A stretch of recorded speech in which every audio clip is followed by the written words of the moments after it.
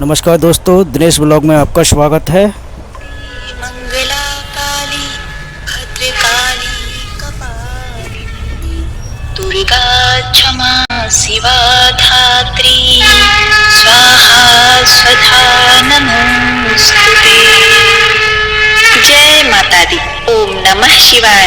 प्रिय भक्तगणों, आप सभी भक्तों को शारदा नवरात्रि की ढेर सारी शुभकामनाएं। देवी माँ की कृपा आप सभी भक्तों पर बनी रहे। आज अश्विन माह शुक्ल पक्ष की प्रतिपदा तिथि है और आज से नवरात्रि व्रत का आरंभ हो रहा है। ज्योतिषाचार्य के अनुसार 30 साल बाद दुर्लभ संयोग बनने जा रहा है। शारदीय नवरात्रि पर बुधादित्य योग, सस राज योग और भद्र राज योग का निर्माण हो रहा है। तो इसीलिए इस महायोग पर नवरात्रि का व्रत करने तथा कथा का श्रवण करने से दुख दरिद्रता का नाश होता है, घर में सुख समृद्धि का वास होता है, व्यक्ति के सभी रुके कार्य सिद्ध हो जाते हैं। तो आज मैं सुना रही हूँ शारदा नवरात्रि के प्रथम दिन सुने जाने वाली नवरात्रि व्रत महालय की बड़ी ही दुर्लभ तथा पौराणिक कथा। तो आप सभी भक्तगण इस कथाओं को बड़ी श्रद्धा तथा प्रसन्न चित्त मन से सुनिएगा। नवरात्रि व्रत कथा के अनुसार एक समय बृहस्पति जी ने ब्रह्मा जी के समक्ष आश्विन माह के शुक्ल पक्ष में पड़ने वाली नवरात्रि का महत्व जानने की इच्छा जताई। उन्होंने कहा, इस व्रत का क्या फल है, इसे किस प्रकार किया जाता है, सबसे पहले इस व्रत को किसने किया था, ये सब विस्तार से कहिए। बृहस्पति जी के प्रश्नों का जवाब देते हुए ब्रह्मा जी ने कहा, हे बृहस्पति, प्राणियों के हित की इच्छा से तुमने बहुत ही अच्छा प्रश्न किया है। जो मनुष्यों की मनोरथ पूर्ण करने वाली माँ दुर्गा, महादेव, सूर्य और नारायण का ध्यान करता है, वे धन्य है।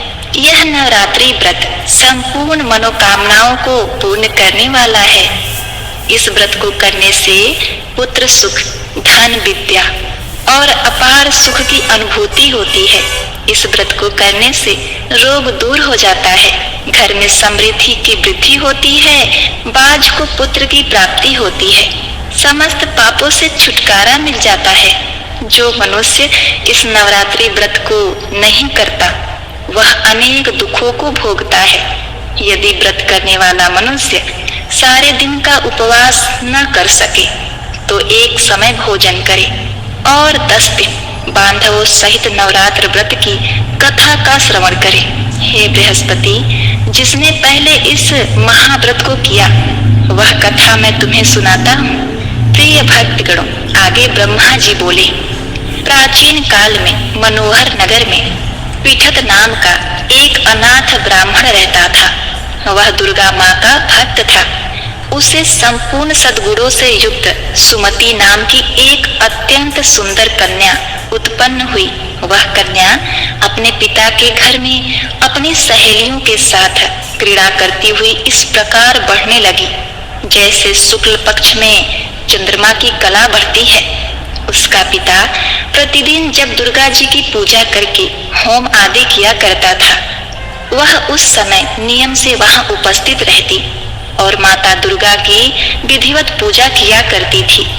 एक दिन सुमति भगवती के पूजन में उपस्थित नहीं हुई। उसके पिता को पुत्री की ऐसी असावधानी देखकर क्रोध आया और वह पुत्री से कहने लगा, अरे दुष्ट पुत्री, आज तूने भगवती का पूजन नहीं किया, इसी कारण मैं किसी कुष्ठ रोगी दरिद्र मनुष्य के साथ तेरा विवाह करूंगा। पिता की बात सुनकर सुमति को बड़ा दुख हुआ और पिता से कहने लगी, हे पिता, मैं आपकी कन्या हूँ तथा सब तरह आपके अधीन हूँ। जैसी आपकी इच्छा हो वैसा करो, चाहे राजा से, चाहे कुष्ठी से, चाहे दरिद्र से, जिसके साथ चाहो मेरा विवाह करना चाहो कर दो, पर होगा वही जो मेरे भाग्य में लिखा है। क्योंकि कर्म करना मनुष्य के अधीन है, पर फल देना ईश्वर के अधीन है। कन्या के निर्भयता से कहे हुए वचन सुनकर उस ब्राह्मण ने क्रोधित हो अपनी कन्या का विवाह एक कुष्टी के साथ कर दिया और अत्यंत क्रोधित हो पुत्री से कहने लगा, हे पुत्री, अपने कर्म का फल भोगो। देखें भाग्य के भरोसे रहकर तुम क्या क्या करती हो। पिता के ऐसे कटु वचन को सुनकर सुमति मन में विचार करने लगी, आहो, मेरा बड़ा दुर्भाग्य है जिससे मुझे ऐसा पति मिला। इस तरह अपने दुख का विचार करती हुई वह कन्या अपने पति के साथ वन में चली गई और डरावने कुशायुक्त उस निर्जन वन में उन्होंने वह रात बड़े कष्ट से व्यतीत की। उस गरीब बालिका की ऐसी दशा देख देवी भगवती ने पूर्व पुण्य के प्रभाव से प्रकट हो सुमति से कहा, हे दीन ब्राह्मणी, मैं तुझसे प्रसन्न हूँ, तुम जो चाहो वरदान मांग सकती हो। भगवती दुर्गा का यह वचन सुनकर ब्राह्मणी ने कहा, आप कौन हैं? सारी बातें मुझसे कहिए। ब्राह्मणी का ऐसा वचन सुनकर देवी ने कहा कि मैं आदि शक्ति भगवती हूँ, ब्रह्म विद्या व सरस्वती। प्रसन्न होने पर मैं प्राणियों का दुख दूर कर उनको सुख प्रदान करती हूँ। हे ब्राह्मणी, मैं तुझ पर तेरे पूर्व जन्म के पुण्य के प्रभाव से प्रसन्न हूँ। हे ब्राह्मण कन्या, तुम्हारे पूर्व जन्म का वृत्तांत सुनाती हूँ, तुम सुनो। तू पूर्व जन्म में निषाद की स्त्री थी और अति पतिव्रता थी। एक दिन तेरे पति निषाद ने चोरी की। चोरी करने के कारण तुम दोनों को सिपाहियों ने पकड़ लिया और जेल खाने में कैद कर दिया। उन लोगों ने तुमको और तेरे पति को भोजन नहीं दिया। इस प्रकार नवरात्रि के दिनों में तुमने न तो कुछ खाया और न ही जल पिया। इस प्रकार 9 दिन तक नवरात्रि का व्रत हो गया। हे ब्राह्मणी, उन दिनों में जो व्रत हुआ, इस व्रत के प्रभाव से प्रसन्न होकर मैं तुझे मनोवांछित वर देती हूँ। तुम्हारी जो इच्छा हो सो मांगो। इस प्रकार दुर्गा के वचन सुनकर ब्राह्मणी बोली, अगर आप मुझ पर प्रसन्न हैं तो हे दुर्गे, मैं आपको प्रणाम करती हूँ। कृपा करके मेरे पति का कूढ़ दूर करें। देवी ने कहा, उन दिनों तुमने जो व्रत किया था, उस व्रत का एक दिन का पुण्य पति का कोढ़ दूर करने के लिए अर्पित करो। उस पुण्य के प्रभाव से तेरा पति ठीक हो जाएगा। इस प्रकार देवी के वचन सुनकर ब्राह्मणी प्रसन्न हुई और पति को निरोगित करने की इच्छा से जब उसने तथास्तु ठीक है ऐसा वचन कहा, तब उसके पति का शरीर भगवती दुर्गा की कृपा से कुष्ठ रोग से रहित हो गया। वह ब्राह्मणी पति को देख देवी की स्तुति करने लगी, हे दुर्गे, आप दुर्गति को दूर करने वाली, तीनों लोकों का संताप हरने वाली, समस्त दुखों को दूर करने वाली, रोगी मनुष्य को निरोग करने वाली, प्रसन्न हो मनोवांछित वर देने वाली, दुष्टों का नाश करने वाली, जगत की माता हो। हे अम्बे, मुझ निपराध अबला को मेरे पिता ने कुष्टी मनुष्य के साथ विवाह कर घर से निकाल दिया। पिता से तिरस्कृत निर्जन वन में विचरण कर रही हूँ। आपने मेरा इस विपदा से उद्धार किया है। हे देवी, आपको प्रणाम करती हूँ। मेरी कोई भी गलती हो उसके लिए क्षमा कर।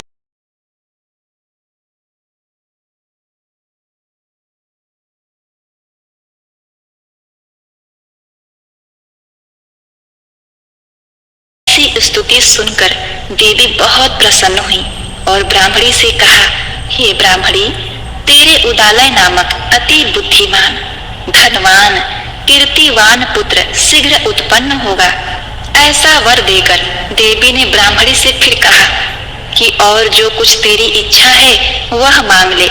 सुमति ने कहा, हे भगवती दुर्गे, अगर आप मुझ पर प्रसन्न हैं तो कृपा मुझे नवरात्र व्रत की विधि का विस्तार से वर्णन करें। ब्राह्मणी के वचन सुनकर माँ दुर्गा ने कहा, हे ब्राह्मणी, मैं तुम्हें संपूर्ण पापों को दूर करने वाली नवरात्र व्रत की विधि बतलाती हूँ। अश्विन माह के शुक्ल पक्ष की प्रतिपदा से लेकर 9 दिन तक व्रत करें। यदि दिन भर का व्रत न कर सकें तो एक समय भोजन करें। शुभ मुहूर्त में घट स्थापना करें और वाटिका बनाकर उसको प्रतिदिन जल से सींचे। महाकाली, महालक्ष्मी और महासरस्वती की मूर्तियां स्थापित कर उनकी विधि सहित पूजा करें। बिजौरा के फल से अर्घ देने से रूप की प्राप्ति होती है। जायफल से अर्घ देने पर कीर्ति, दाख से कार्य की सिद्धि होती है, आंवले से सुख की प्राप्ति और केले से अर्घ देने से आभूषणों की प्राप्ति होती है। इस प्रकार पुष्पों व फूलों से अर्घ देकर व्रत समाप्त होने पर 9वें दिन विधि विधान से हवन करें।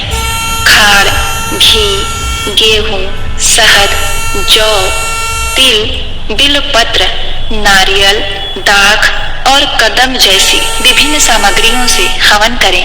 आंवले से कीर्ति की और केले से पुत्र की, कमल से राज सम्मान की और दाखों से संपदा की प्राप्ति होती है। खाड़, घी, नारियल, शहद, जौ और तिल तथा फलों से होम करने से मनोवांछित वस्तु की प्राप्ति होती है। व्रत करने वाला मनुष्य इसी विधि विधान से होम कर आचार्य को अनंत नम्रता के साथ प्रणाम करे और यज्ञ की सिद्धि के लिए उन्हें दक्षिणा दे। इस प्रकार बताई गई विधि के अनुसार जो मनुष्य व्रत करता है उसके सभी मनोरथ सिद्ध होते हैं। इसमें तनिक भी संदेह नहीं है। इस 9 दिनों में जो कुछ दान दिया जाता है उसका करोड़ों गुना फल मिलता है। इस नवरात्र व्रत को करने से अश्वमेघ यज्ञ का फल मिलता है। हे ब्राह्मणी, इस संपूर्ण मनोकामनाओं को पूर्ण करने वाली उत्तम व्रत को तीर्थ, मंदिर अथवा घर में विधि के अनुसार करें। प्रिय भक्तगणों, ब्रह्मा जी बृहस्पति जी से बोले। इस प्रकार ब्राह्मणी को नवरात्रि व्रत विधि बतलाकर देवी अंतर ध्यान हो गई। अतः जो मनुष्य या स्त्री इस व्रत को भक्ति पूर्वक करता है वह इस लोक में सुख प्राप्त कर अंत में मोक्ष की प्राप्ति करता है। ब्रह्मा जी बृहस्पति से कहते हैं कि यह इस दुर्लभ व्रत का महालय जो मैंने तुम्हें बताया है यह अनंत गुना फल देने वाला है। ऐसा सुनकर बृहस्पति जी आनंद से प्रफुल्लित हो गए और कहने लगे, हे ब्रह्मा जी, आपने मुझ पर अति कृपा की जो मुझे इस व्रत का महत्व सुनाया। ब्रह्मा जी बोले, हे बृहस्पति, यह देवी भगवती संपूर्ण लोकों का पालन करने वाली है। इस महादेवी के प्रभाव को कौन जान सकता है? प्रेम से बोलो, देवी भगवती की जय। ओम नमः शिवाय। जय माता दी। प्रिय भक्तगणों, आज नवरात्रि का प्रथम दिन है, तो आज हम श्रवण करेंगे माता दुर्गा के प्रथम रूप माँ शैलपुत्री की कथा।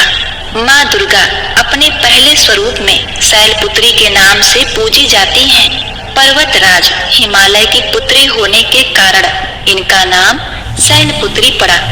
अपने पूर्व जन्म में ये प्रजापति दक्ष की कन्या के रूप में उत्पन्न हुई थी। तब इनका नाम सती था। इनका विवाह भगवान शंकर जी से हुआ था। एक बार प्रजापति दक्ष ने बहुत बड़ा यज्ञ किया जिसमें उन्होंने समस्त देवताओं को अपना अपना यज्ञ भाग प्राप्त करने के लिए निमंत्रण दिया, किंतु शिव जी को उन्होंने इस यज्ञ में आमंत्रित नहीं किया।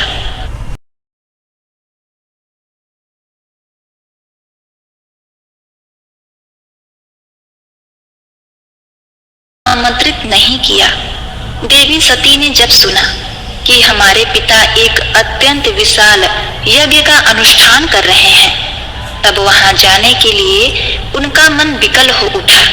अपनी यह इच्छा उन्होंने भगवान शिव को बताई। भगवान शिव ने कहा, हे प्रिय, हे पार्वती, प्रजापति दक्ष किसी कारणवश हमसे रुष्ट है। अपने यज्ञ में उन्होंने समस्त देवताओं को निमंत्रण दिया है, किंतु हमें जानबूझकर नहीं बुलाया है। ऐसी स्थिति में तुम्हारा वहां जाना किसी प्रकार भी श्रेयकर नहीं होगा। भोलेनाथ की इस उपदेश से देवी सती का मन शांत नहीं हुआ। पिता का यज्ञ देखने और वहां जाकर माता बहनों से मिलने की उनकी व्यग्रता किसी प्रकार भी कम ना हो सकी। माता सती के हठ को देखकर शिव जी कुछ न कर सके और माता सती पिता के घर पहुंच गई। पिता के घर पहुंचकर देखा कि कोई भी उनसे आदर और प्रेम से बातचीत नहीं कर रहा है। केवल उनकी माता ने ही उन्हें स्नेह से गले लगाया। परिजनों के इस व्यवहार से देवी सती को बहुत दुख हुआ। उन्होंने यह देखा कि वहां भगवान शिव के प्रति तिरस्कार का भाव भरा हुआ है। दक्ष ने उनके प्रति कुछ अपमानजनक शब्द भी कहे। यह सब देखकर माता सती का हृदय ग्लानि और क्रोध से संतप्त हो उठा।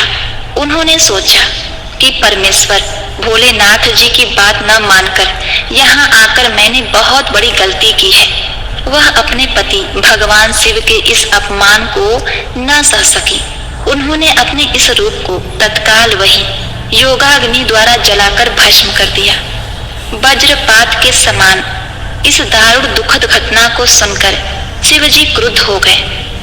अपने गणों को भेजकर दक्ष के उस यज्ञ का पूर्णतः विध्वंस कर दिया।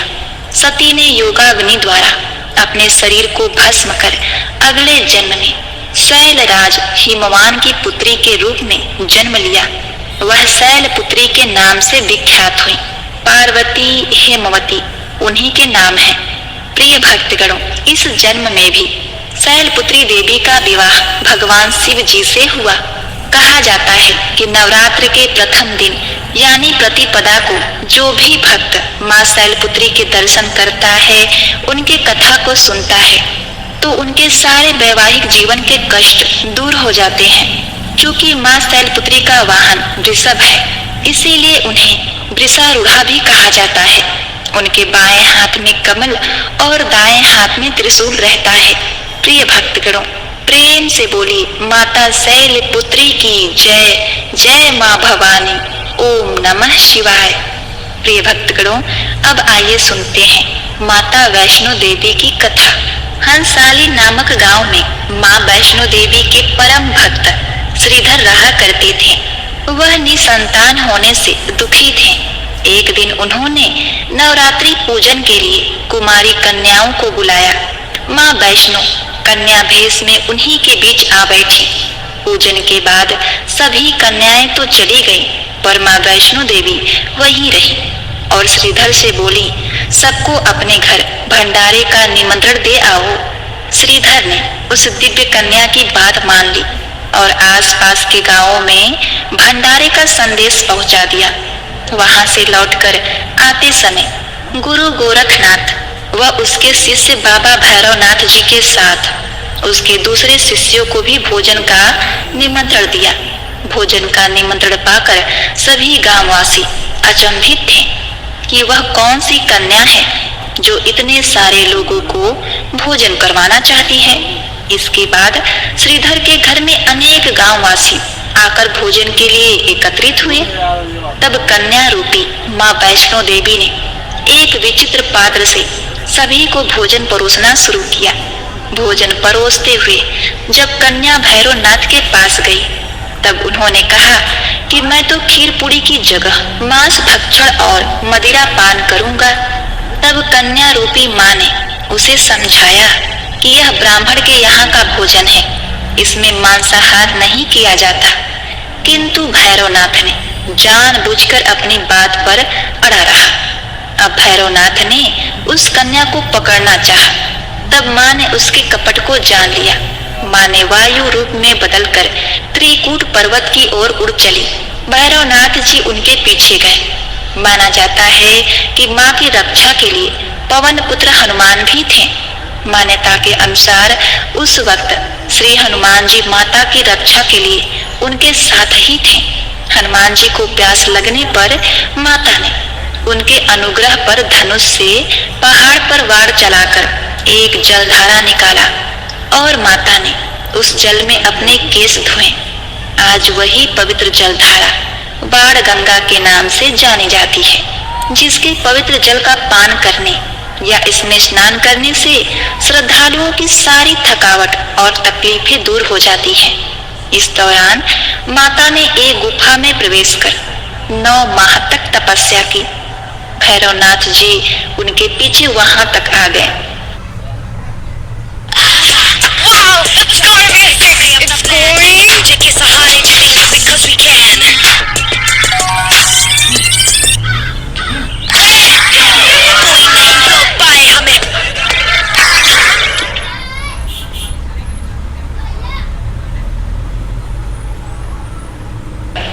तब एक साधु ने भैरवनाथ जी से कहा, तू जिसे एक कन्या समझ रहा है वह आदि शक्ति जगदम्बा है, इसीलिए उस महाशक्ति का पीछा छोड़ दे। भैरवनाथ ने